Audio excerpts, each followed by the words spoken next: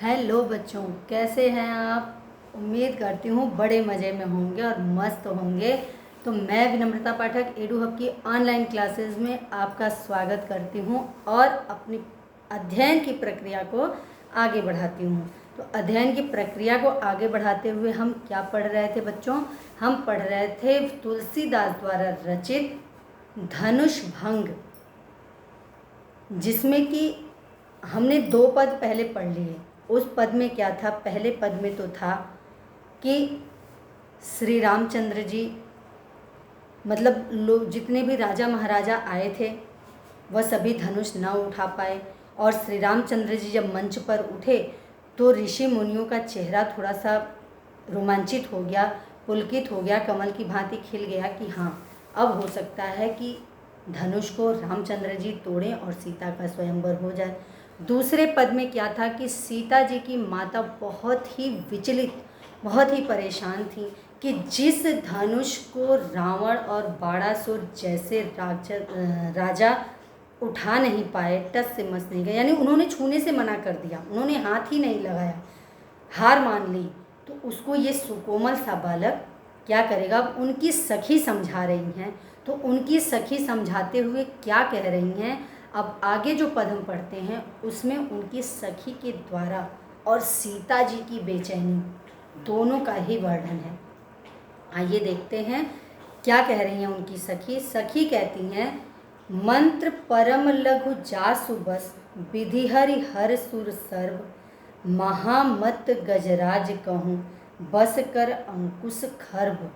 यानी क्या कह रही हैं? समझा कर, मतलब अपनी शंका को प्रकट करती हैं और बहुत समझा कर ये कहती हैं कि मंत्र परम लघु जासु बस, यानी ओम का जो मंत्र है, ओम, हम एक अपनी शंका प्रकट करती हैं और बताती हैं कि ओम का जो मंत्र है वह बड़ा ही छोटा है, छोटा सा है।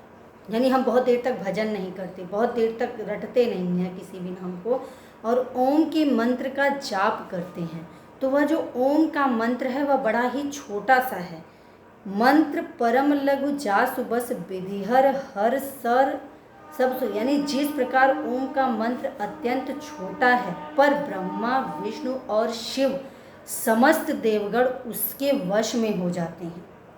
सारे देवी देवता जो ब्रह्मा विष्णु महेश हैं, ओम का जाप करने से वह उसके वश में हो जाते हैं। उसी प्रकार महान मदमस्त हाथी को क्या है? महामत गजराज कहूँ, बसकर अंकुश खर्ब, यानी मदमस्त हाथी को वश में करने वाला अंकुश भी बहुत छोटा सा होता है, यानी हाथी के बराबर नहीं होता। हाथी को वश में करने के लिए जो अंकुश होता है वह छोटा होता है, हाथी के बराबर नहीं होता है। इसी प्रकार हे सखी, अतः तुम श्री राम को छोटा मत समझो। क्या कह रही हैं? कि श्री राम को छोटा मत समझो, वह उम्र में छोटे क्यों न हों, यानी उनकी उम्र भले ही कम है, तुम उनकी कोमलता पर मत जाओ। यानी उनकी जो कोमलता है वह ऐसी नहीं है कि वह धनुष को नहीं तोड़ सकते, तो तुम उनकी कोमलता पर मत जाओ, वह धनुष को अवश्य ही तोड़ेंगे।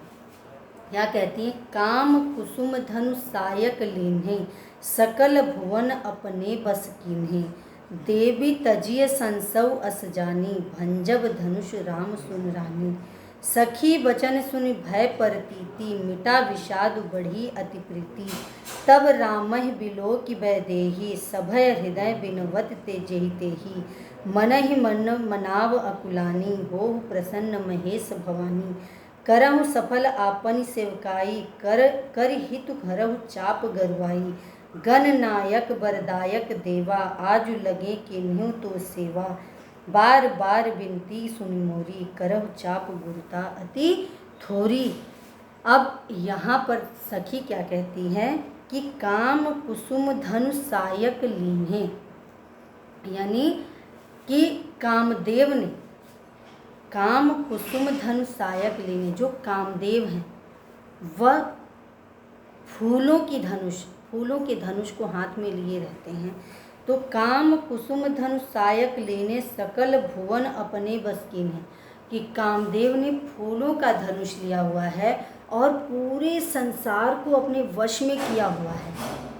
यानी जो विशाल विशाल अस्त्र शस्त्र होते हैं, जो भयानक होते हैं, उनसे तो लोग डरते हैं, उनके वश में तो हो सकते हैं, लेकिन कामदेव ने फूलों का धनुष बाण लिया हुआ है, फिर भी लोग उनके वश में हैं। पूरे संसार को उन्होंने अपने वश में कर रखा है।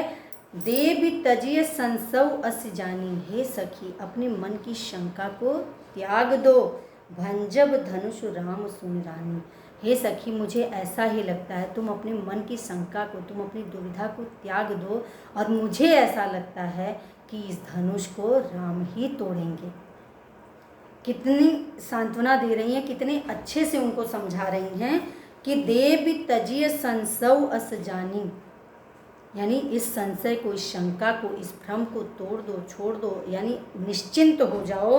भंजब धनुष राम सुन रानी, इस धनुष को राम ही तोड़ेंगे। सखी बचन सुनि भय परतीति, सखी की बात सुनकर सीता जी की माता का भय थोड़ा दूर हुआ, मतलब वो थोड़ा सा शांत हुई, नॉर्मल हुई। मिटा विषाद बढ़ी अति प्रीति, जो विषाद था, जो दुख था, जो पीड़ा थी हृदय में, वह मिट गई, और बढ़ी अति प्रीति, राम के प्रति स्नेह बढ़ने लगा, वात्सल्य उनके अंदर जागृत होने लगा। यानी सखी की बातों को सुनकर सीता जी की माता को ये लगा कि हाँ, ये धनुष राम ही तोड़ेंगे, और उस बात से उनके अंदर राम के प्रति प्रेम बढ़ने लगा। तब रामहि बिलो की वैदेही, अब देखिए, तब रामहि बिलो की वैदेही, यानी उसी समय रामचंद्र जी को सीता देखती हैं, बिलो मतलब देखती हैं, वैदेही सीता जी को कहते हैं। सभय हृदय बिनवत जहिते ही, सभय हृदय यानी उनके हृदय में जितने देवी देवता थे सबको विनय करती हैं, सबको याद करती हैं, सबकी प्रार्थना करती हैं। सभय हृदय बिनवत जहिते ही, मन ही मन मनाव अकुलानी, यानी बेचैन है, बहुत बेचैन होती हैं, और क्या कहती हैं, मन ही मन मनाव अकुलानी,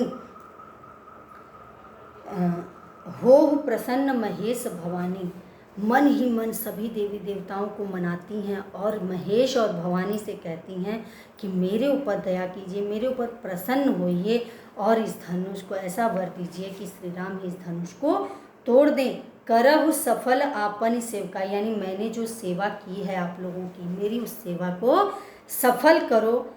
करी ही तु धरहु चाप गरुआई, यानी इस चाप को, इस धनुष को श्री रामचंद्र जी तोड़ दें, इसको कुछ हल्का करो। यानी ये इतना भारी था कि इतने बड़े बड़े योद्धा उठा नहीं पाए, तो हे प्रभु, हे भवानी, हे शिव जी, मेरे ऊपर प्रसन्न होइए और इस धनुष को थोड़ा हल्का कीजिए। मन करहु सफल आपनी सेवका, यानी मैंने जो सेवा की है उसको सफल कीजिए, और इस धनुष को थोड़ा हल्का कीजिए। गणनायक वरदायक देवा, गणनायक यानी गणेश जी को, यानी जितने भी देवी देवता हैं सबको मनाती हैं, और एक तरह से अर्थात गणेश जी से प्रार्थना करती हैं कि मैं तो मना रही हूँ, तुम भी मनाओ मेरी तरफ से, तुम भी करो, सबको मनाओ। आज लगे किन्हूँ, तो मैंने आज तक तुम्हारी सेवा की है, आज ही के दिन भी तुम्हारी सेवा की है, तुम्हारा मंत्र पढ़ा, यानी तुम्हारा पूजन किया है, तुम्हारी सेवा की है। तो हे प्रभु, मेरे इस मनोकामना को पूरी करो कि इस धनुष को हल्का कर दो, और प्रभु श्री राम इसको उठा लें। बार बार विनती सुनि मोरी, करहु चाप गुरुता अति थोड़ी, हे प्रभु, बार बार विनय करती हैं कि हे प्रभु, मेरी प्रार्थना को सुनो, और इस धनुष के भारीपन को थोड़ा कम करो, यानी जो इतना भारी धनुष है इसको थोड़ा कम करो। यानी सीता जी अपने सभी इष्ट देवों से, सभी देवी देवताओं को मनाती हैं, और उनसे बार बार यही प्रार्थना करती हैं कि इस धनुष को थोड़ा हल्का करो, जिससे कि श्री रामचंद्र जी इसे उठा लें या इसे भंग कर दें, और मेरा स्वयंवर इनके साथ हो जाए। माता की चिंता जहाँ समाप्त होती है, सखी की बातों को सुनकर माता की चिंता समाप्त होती है, और यहाँ सीता जी की व्याकुलता को बताया गया है। सीता जी इतनी व्याकुल हैं कि जब रामचंद्र जी को देख रही हैं आगे बढ़ते हुए, तो सीता जी व्याकुल हो उठती हैं कि अगर इनसे धनुष नहीं उठा तो क्या होगा। बच्चों, वो भगवान थे, उन्हें सब पता था क्या होगा, लेकिन मनुष्य रूप में जन्म लिए थे तो इतनी चिंता उनको बनती थी, जायज़ थी, इतनी चिंता दिखाना ज़रूरी था। तो आइए देखते हैं इसका काव्यगत सौंदर्य क्या कहता है। काव्यगत सौंदर्य बच्चों भाषा अवधि है, गुण प्रसाद है, शैली प्रबंध वर्णनात्मक और विवेचनात्मक है। एक शैली इसमें उद्धरण शैली भी है बच्चों, इस पूरी पंक्ति में उद्धरण शैली का भी प्रयोग किया गया है।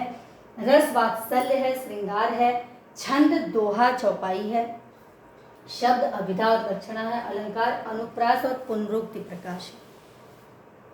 अनुप्रास अलंकार कहाँ कहाँ है बच्चों, देखिए पहला है आपका मंत्र परम, बस विधि, हरिहर, सुर सर्व में म ब स वर्ण की आवृत्ति हुई है, इससे यहाँ अनुप्रास अलंकार है। पुनरुक्ति प्रकाश अलंकार है, बार बार वर्ण की जो आवृत्ति हुई है उसके कारण पुनरुक्ति प्रकाश अलंकार है। तो इस पंक्ति में इसके काव्य सौंदर्य के साथ मैं उम्मीद करती हूँ कि ये सारी चीज़ें आपको समझ में आ गई होंगी, और पूरे विश्वास के साथ कहती हूँ कि बच्चों इस वीडियो को देखने के बाद आपको दोबारा इस पद को पढ़ने की आवश्यकता नहीं होगी और पूरी तरह से ये समझ में भी आ जाएगा। तो मिलते हैं अगले वीडियो में अगले पद के साथ। धन्यवाद।